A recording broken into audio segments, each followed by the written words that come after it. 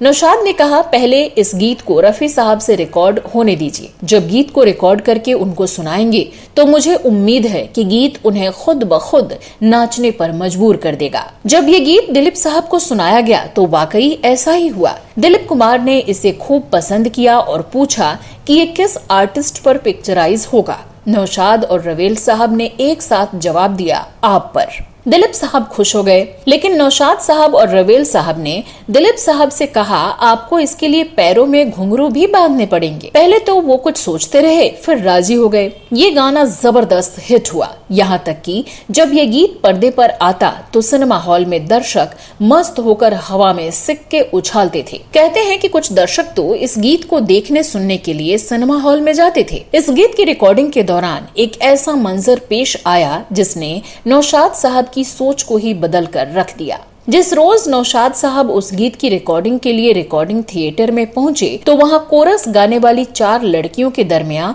एक वृद्ध महिला नजर आई। उन्होंने अपने असिस्टेंट मोहम्मद शफी से कहा, मैंने 4 युवतियां बुलवाई थीं, फिर उनमें ये बूढ़ी महिला क्यों नजर आ रही हैं? जाकर मालूम करो। मोहम्मद शफी ने जवाब दिया, नौशाद साहब, आपने इन्हें पहचाना नहीं?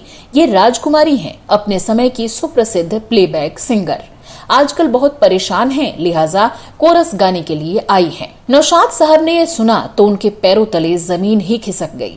उन्हें चक्कर सा आ गया। रिकॉर्डिंग रूम में म्यूजिक हॉल में गए और राजकुमारी के आगे हाथ जोड़कर कहा, ये आप क्या कर रही हैं? आप कोरस गाने के लिए आई हैं? ये तो हमारे लिए बड़े शर्म की बात है। राजकुमारी बोली, नौशाद साहब, इसमें शर्म की कोई बात नहीं। क्या आप चाहते हैं कि मैं इससे भी वंचित रहूं? भगवान के लिए मुझे ये कोरस गाने से न रोकिए। ये तो समय समय की बात है कि कभी हीरोइन के लिए गाती थी और आज कोरस में गा रही हूँ।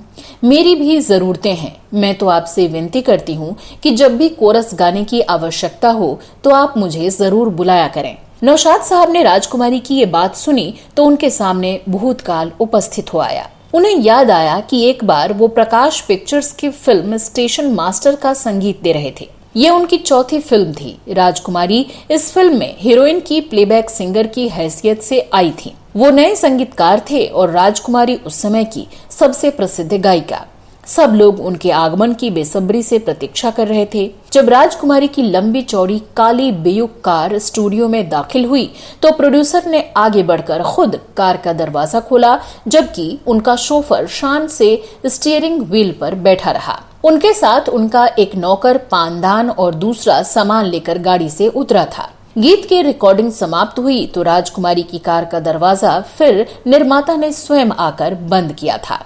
उन्हें राजकुमारी को आज कोरस में गाने का मौका देने के लिए गुहार कर रही थी। रिकॉर्डिंग स्टूडियो में कोरस गाने वाली लड़कियां और साजिंदे आश्चर्य से देख रहे थे कि ये कौन वृद्ध महिला हैं जिनसे नौशाद साहब बातें कर रहे हैं और उनके कारण रिकॉर्डिंग रुकी हुई है। नौशाद साहब ने सबके चेहरों पर आश्चर्य भाव देखा तो ऐलान किया कि हजरात, ये राजकुमारी हैं जिन्होंने सैकड़ों फिल्मों में अपने समय की प्रसिद्ध हीरोइनों के लिए प्लेबैक दिया है। आज ये हमारे दरमियान है। आप सब इनका स्वागत कीजिए। सब लोग अपनी अपनी जगह से उठे और उन्होंने राजकुमारी के पांव छुए। फिर राजकुमारी ने नौशाद साहब से कहा, कोरस गाना कोई बुरी बात नहीं।